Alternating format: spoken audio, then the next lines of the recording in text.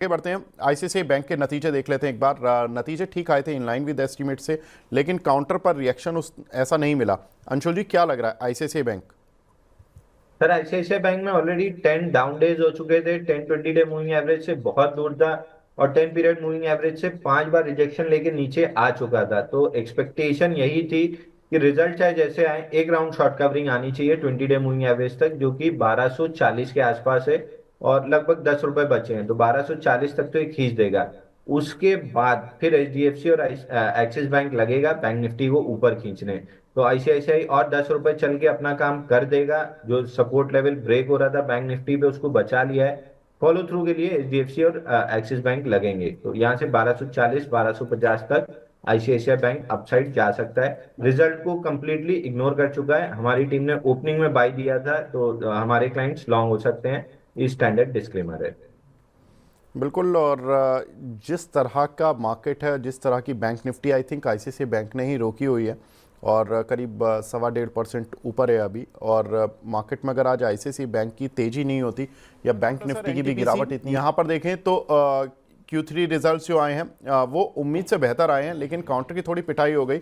वो इसलिए कि रेवेन्यू तो ठीक आया, 5.2% जंप हुआ, लेकिन प्रॉफिट 1.8% घटा। उसके अलग रीज़न है। लेकिन कंपनी का जो एबिटा है, एबिटा मार्जिन से वहां पे कोई डिसअपॉइंटमेंट नहीं है, वहां पर इनफैक्ट पॉजिटिविटी ही है। 20% एबिटा बढ़ा, मार्जिन्स भी अच्छे खासे बढ़े, लगभग 400 बेसिस पॉइंट। इस नतीजे अच्छे हैं, लेकिन स्ट्रीट आज खराब दिन पर ये फिर फंस गया। सर, एनटीपीसी ठीक ठाक नतीजे देने के बाद फंस गया काउंटर आज बुरे दिन पर, क्या करना है?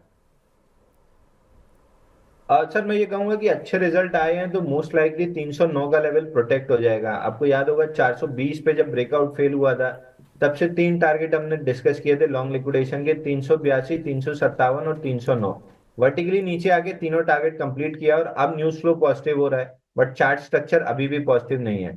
309 प्रोटेक्ट करके अगर ये 8-10 हफ्ते लगा के बेस बना लेता है तो फिर अप ट्रेंड कंटिन्यू होगी। लेकिन अगर इतने अच्छे रिजल्ट के बाद भी ये 300 309 की रेंज प्रोटेक्ट नहीं कर पाया, तो फिर इसमें डाउनसाइड और गहरा जाएगा और अगला जो वीकली सपोर्ट है वो फिर आप मान के चलिए कि बहुत ज्यादा नीचे है। समवेयर अराउंड आता है ये 244 रुपीज पे। तो मैं एक्सपेक्ट कर रहा हूँ कि अच्छे रिजल्ट आए हैं, 300 309 ये रेंज प्रोटेक्ट हो जानी चाहिए। तो अगर आपके पास लॉन्ग है या आप लॉन्ग लेना चाह रहे हैं, तो दोनों लॉन्ग जो लेना चाह रहे हैं 309 पे लीजिए, ताकि केवल 9 रुपए की आपकी रिस्क रहे। जिनके पास है वो 300 रुपए के स्टॉप लॉस से होल्ड कर सकते हैं। 300 के नीचे फिर ये स्टॉक एकदम खराब हो जाएगा, 244 का अगला टारगेट ओपन हो जाएगा। बिल्कुल अंशुल जी, वैसे तो हमने